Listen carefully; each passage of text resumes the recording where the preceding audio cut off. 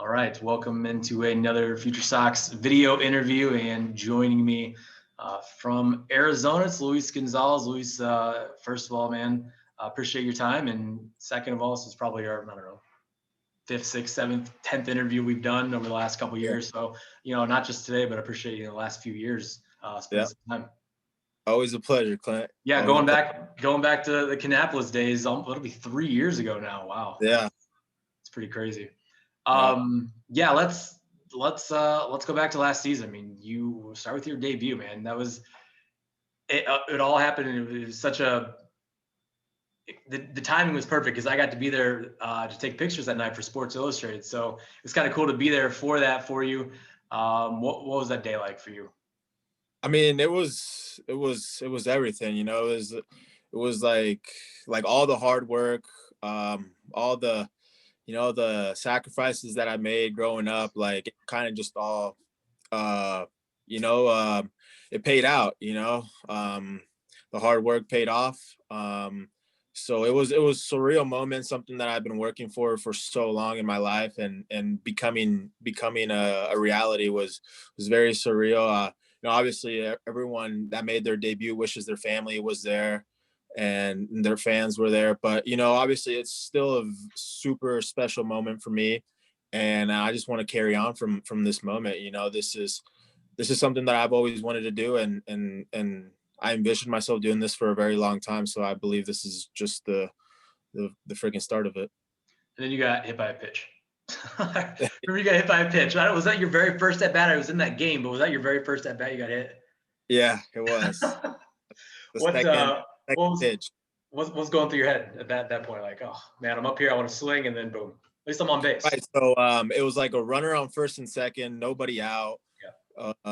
And I'm coming up, I'm looking over at third base dugout coach Cap, and he's giving me a bunt sign. So, doing my job, I square up, it's a ball, and then next pitch, he gives me a swing away, and just ended up being two inside. And the guy throwing is a lefty throwing 97, 98. So I had to be ready, and it was probably not a ball that not always hits me, but I had to check my swing, and it barely just clipped me right in the hand. So barely even felt it. I was, as I mentioned, I was standing right there in the first row on the third base side, and I was looking as you're coming up, obvious bunt situation. So I was looking over at the signs or whatever, and then after that, I don't know what your sequence was, or I'm not asking you to say anything or anything like that, but I don't know if it was on purpose or not, but I didn't see anything similar to the first pitch. I don't know if he gave you the first two in the first sign or whatever it was. But I was like, he's going to get to swing here. At least I thought so. And I saw you got hit. I was like, oh, well, he's on base at least. So yeah, there we go. Your debut in playing with those guys. I mean, you guys made it to the playoffs the first time since 2008. You won a playoff game. Giolito was awesome that day. What was the whole run to the playoffs like for you guys? I mean, it all started just back in spring training for us, kind of like the camaraderie or that we had with the team.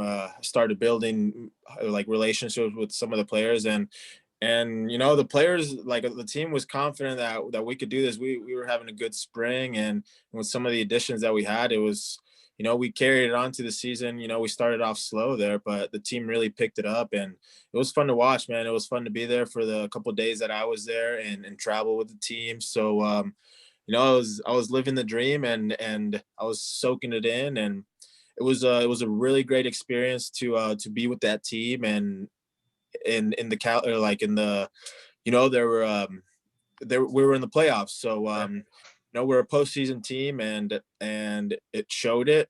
And, I learned a lot from the players and the coaches and just watching. So, just very grateful for 2020.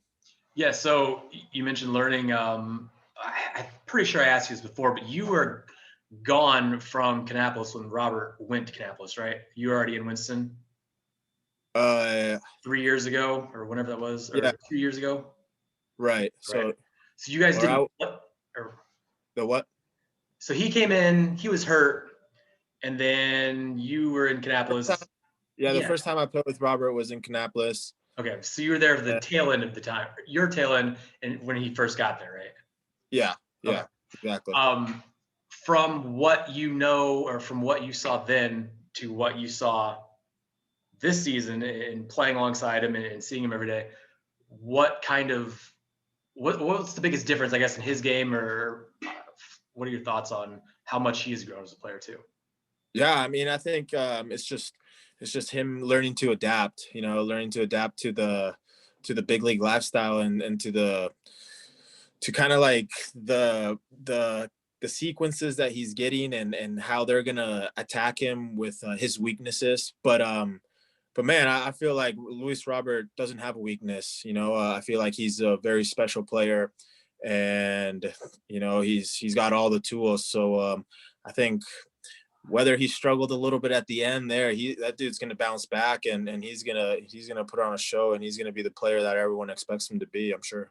I hope there's not. I hope there aren't any White Sox fans worried about Luis Robert. I think he'll be all right.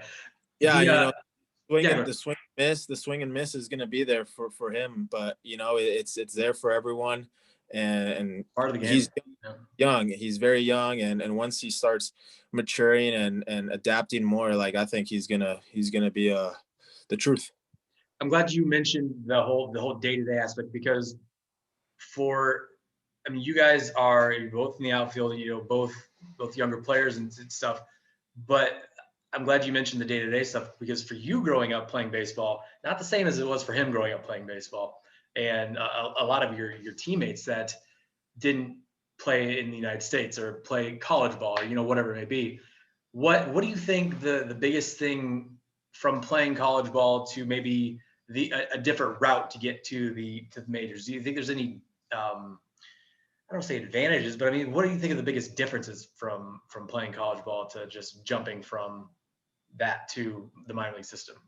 I mean, everyone's different. Every player is different. So, like everyone's going to mature at a different pace, you know? So I think players that do go to college, they are able to mature and kind of get ready for that minor league lifestyle and prepare yourself for that grind. But, you know, if you go the high school route out of high school, I feel like it takes a little longer to mature, but you know, you're already there, experiencing the talent and you know those pitchers, the better talent that you probably see in college already. So you're maturing.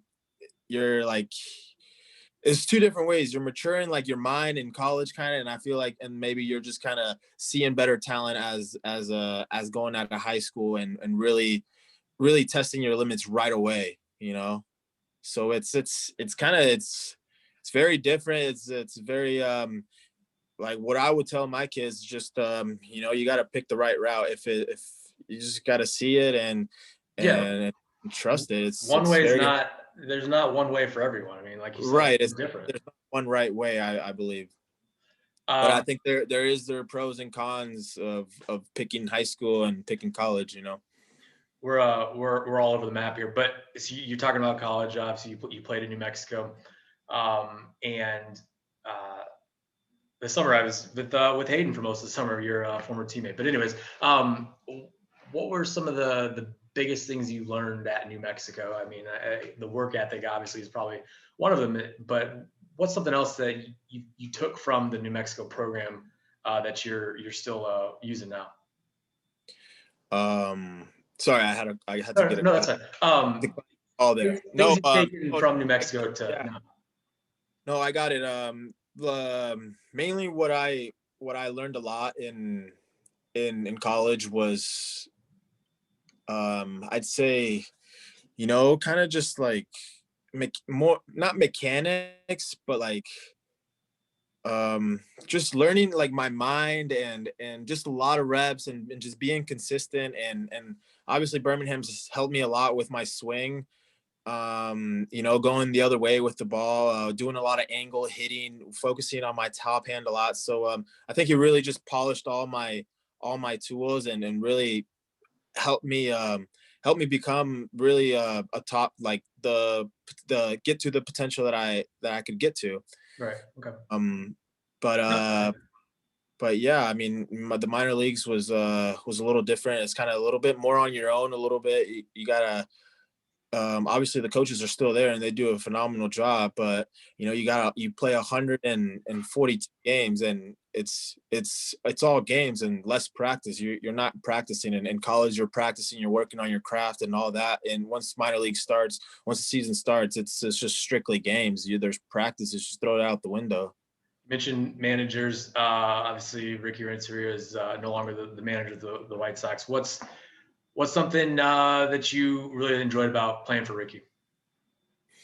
I think Ricky just really brings the energy, and he's always energized, and I took a lot from him. I think the little things that he does in on the ball field, it shows that the little things do matter, and we made a run for the postseason, and and I think Renteria is a great coach. What are, I mean, obviously you can prepare as much as you possibly can to get yourself ready for the moment that you had, or the moments you had this past season. But then once you have those moments, there are the things you realize, hey, maybe this needs to happen better, or whatever. Maybe what did you take away from playing the field and your at bats when you did get a chance this season? What are some things that you thought, hey, I need to work on this for going to next spring training? Yeah, I mean, I didn't really get much opportunities up there, obviously, so I can't, take Too much, I guess, but too much. maybe some other things you learned from other players too that you can add to your game that you've maybe been working on or anything. Yeah, I mean, talking to Pito, talking to McCann, great guys. Goings helped me a lot. All these guys kind of just help me mature and help me think about doing less to be able to do more. Like I think Pito, one of the things that he told me that was great was he does a toe tap and I do a toe tap as well. So he double clutches when he does his toe tap. So some of the things that I was talking to him about was him, like how he double clutches when he's toe tapping, but he's not really, he's trying to eliminate that, and he's just kind of trying to be a little bit smoother. And some of the things that McCann has told me too with pitch selection and pitch sequences, how he calls his games, has helped me as a player as well, and being more patient at the box. I think talking to Frank, and he's helped me a lot. Everyone has helped me tremendously, but really just being patient and taking the walks and being more selective up in the box. Learning from the AL MVP, and Yeah. also hearing that the AL MVP is still working and still trying to improve his approach and his game is, I mean, that's awesome. Yeah, I mean, it was really cool. I think he hit like 3 homers against the Cubs, and the next day I was like, "What do you got? What do you got in store today?" He's like, "Oh, just keep working, baby. We keep working." So that's his attitude. Just always keep working. You can always do better. That's what my dad has always taught me. So you can always do better, and Pito's a great example of how he just continues to work. Last thing, and I'll let you go. What are you doing for fun these days? What are you doing when you're not working out, when you're not throwing, when you're not hitting? Playing video games. Okay. Watching TV, watching Netflix, spend time with the family, spend time with the girlfriend. Go to dinner. Obviously, with COVID, There's not many options. You can't do much out there, but yeah, just appreciating the family, being around the family, spending time with friends and the girlfriends, playing video games, and just relax, doing a lot of yoga, meditation, so stuff like that. Just getting ready, just staying ready. All right, man. Well, I appreciate it. Hopefully, what do you got? Maybe a month and some change. Hopefully everything goes on time and you can get out there. Well, you're already out there, but get to spring training and continue to show what you can do, man. I appreciate your time. Yeah. Yeah, I'll be out there pretty soon. I think like starting February. So hopefully I get to see you over there. Awesome. soon. All right, dude. Well, thank you for your time, and we'll talk later. All right. All right, Clint. Thank you. That's Luis Gonzalez, a Future Sox interview.